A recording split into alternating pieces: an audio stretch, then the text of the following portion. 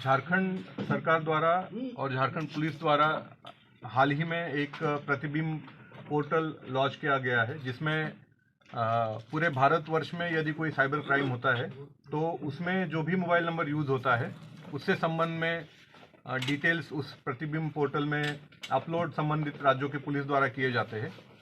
उसी कड़ी में 28 नवंबर 2023 को पंजाब पुलिस द्वारा करीब 1,63,000 रुपए के फाइनेंशियल फ्रॉड का डिटेल अपलोड किया था और उससे संबंधित जो मोबाइल नंबर लिंक था उस मोबाइल नंबर का लोकेशन हजारीबाग जिले में था।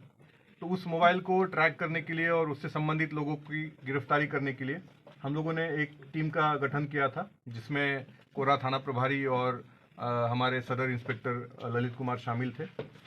इस टीम ने इस नंबर को ट्रैक करते हुए पहले 2 व्यक्तियों को गिरफ्तार किया। उनके पास से कई सारे आपत्तिजनक चीज़ें बरामद हुई, कई सारे मोबाइल और सिम कार्ड्स बरामद हुए हैं और उनकी जब हम लोगों ने कड़ाई से पूछताछ की है, उनके कड़ाई के पूछताछ के बाद इन्होंने बताया कि इनके और सहयोगी मंटू लॉजकोरा में रह रहे हैं। तो वहाँ जब छापेमारी की गई तो और 2 लोगों को हम लोगों ने वहाँ से गिरफ्तार किया।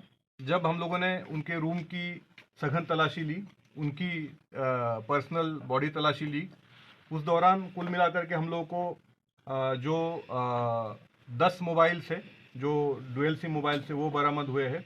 उसके अलावा 36 विभिन्न कंपनियों के सिम कार्ड्स बरामद हुए हैं। 37 डेबिट कार्ड और क्रेडिट कार्ड्स हम लोगों ने बरामद किए हैं। साथ ही 12 विभिन्न बैंकों के चेक बुक्स और पासबुक हम लोगों ने बरामद किए हैं।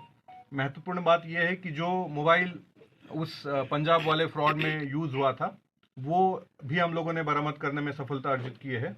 इसके अलावा एक बाइक और एक एसयूवी 4 व्हीलर व्हीकल हम लोगों ने बरामद किया है। इसमें सबसे ज़्यादा हैरान करने वाली बात ये थी कि इन लोगों का जो पैसा आ रहा था ये पाकिस्तानी नंबर से ये लोग गाइड हो रहे थे, डायरेक्ट हो रहे थे। लगातार इनके अकाउंट में जो पैसा आ रहा था ये पाकिस्तानी हैंडलर्स द्वारा कंफर्मेशन उसका लिया जा रहा था और आगे इस पैसे को कहाँ भेजना है, कैसे भेजना है, उसके बारे में उस नंबर द्वारा इनको गाइड किया जा रहा था। बेसिक पूछताछ में अब तक इनके द्वारा बताया गया है कि करीब 50 म्यूल अकाउंट्स, जो कि भाड़े के अकाउंट्स होते हैं बैंक के, वो अकाउंट्स ये लोग हैंडल कर रहे थे और उन्हीं म्यूल अकाउंट्स में पैसा आता था। वो उस पैसे को इनके द्वारा एटीएम से कैश में निकाला जाता था और बाद में उसी पैसा को कुछ कमीशन रखते हुए बाकी पैसों को सीडीएम के माध्यम से देश के विभिन्न बैंकों में डिपॉजिट किया जाता था। तो ये हम लोग को लग रहा है कहीं ना कहीं एक बड़ी साजिश है। इसका इंटरनेशनल कनेक्शन है इंटरस्टेट रैमिफिकेशन से। तो हम लोग इसमें काफ़ी गंभीरता से जांच कर रहे हैं और मुझे लगता है कि जब हमारी जांच पूरी हो जाएगी तो कहीं ना कहीं एक बड़ा मॉड्यूल सामने आने की हम लोग को लगता है कि एक अपेक्षा हम लोग रख रहे हैं अभी।